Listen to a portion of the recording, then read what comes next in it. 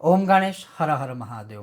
આ વખતે ભીષ્મ પંચક વ્રત ક્યારથી શરૂ થાય છે તો તમે બીજું પ્રમાણ આ પણ લઈ શકો છો કે ભીષ્મ પંચક વ્રત છે એ 1 નવેમ્બરથી જ શરૂ થાય છે, શનિવારથી, અને પૂરું થાય છે 5 નવેમ્બર બુધવારે જ।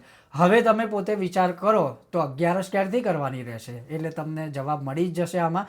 તો હવે આપણે વાત મૂળ કરી રહ્યા છે ભીષ્મ પંચક વ્રત વિશે। તો આ વખતે જે લોકો ભીષ્મ પંચક વ્રત કરતા હોય છે, કેમ કે ભીષ્મ પંચક વ્રત એ ઉત્તમોત્તમ વ્રત કહેલું છે, જે 11થી માંડી અને દેવ દિવાળી એટલે પૂનમ સુધી છે। ભગવાન શ્રી કૃષ્ણએ પોતે ભીષ્મ પિતામહને ઉપદેશ આપ્યા પછી વરદાન આપ્યું હતું કે આ 5 દિવસ સુધી જે છે એ ભીષ્મનું તર્પણ સાથે જે આખું 5 દિવસનું વ્રત છે એ જે કોઈ પણ મનુષ્ય કરશે તો એને સંતાનની પ્રાપ્તિ થશે, પુત્રની પ્રાપ્તિ થશે અને એના આખા પરિવાર માટે બધું જ સારું થશે।